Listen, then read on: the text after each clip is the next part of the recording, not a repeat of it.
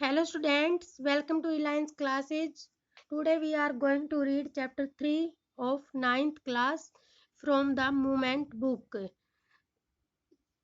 Iswaran the Storyteller, written by R.K. Laxman. One night Mahendra woke up from his sleep. एक रात को महिंद्रा अपनी नींद से जागा and saw a dark cloud form और उन्होंने एक काली बादलों जैसी आकृति देखी. He broke out into a cold sweat. उसे पसीना छूट गया. Was it a ghost? क्या यह एक भूत था? The story was narrated to Ganesh by a young man. ये कहानी गणेश को सुनाई गई है एक यंग आदमी के द्वारा. महिंद्रा by the name, जिसका नाम महिंद्रा था. He was a junior supervisor in a firm.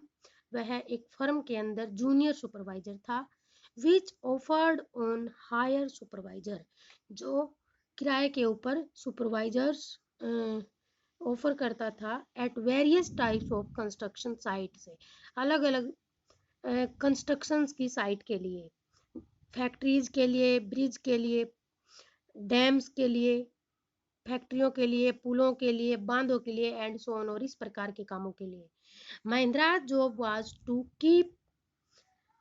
to keep an eye on the activities at the work site. और महिंद्रा की जो नौकरी थी वो इन काम के ऊपर नजर रखना थी. He had to keep moving from place to place.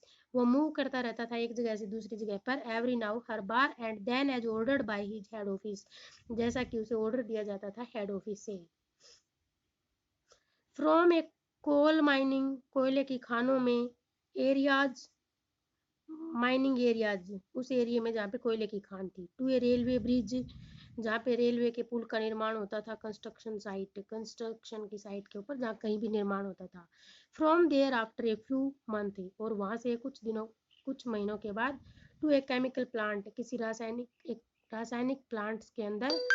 Which was coming up somewhere, जो कहीं से आने वाला था. He was a bachelor, वह अकेला था, वह कुआरा था. His needs were simple, उसकी जरूरतें थी वो सिंपल थी.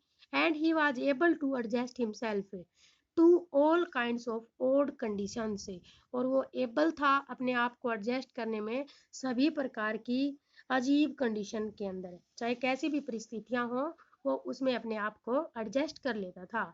Whether it was an ill equipped circuit houses, चाहे कोई विश्राम गृह हो, मतलब जो अच्छा नहीं हो, सजा हुआ नहीं हो. और ए मेक शिफ्ट कैनवस टेंट, चाहे कोई अस्थायी कैनवस टेंट हो in the middle of a stone query, किसी पथरीली जगह के ऊपर. But one asset he had was his cook, लेकिन उसकी एक ही संपत्ति थी, वो था उसका रसोइया ईश्वरन, जिसका नाम ईश्वरन था. The cook was quite attached to Mahindra, वह महिंद्रा से बिल्कुल अटैच था, यानी कि उसे लगाव रखता था. एंड फॉलोड हिम अनकम्प्लेनिंगली, और बिना शिकायत के ही उसका फॉलो करता रहता था.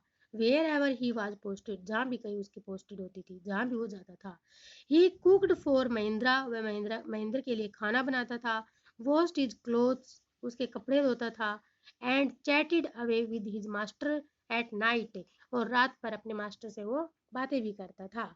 He could weave out endless stories, वो अनंत कहानियां बुन लेता था.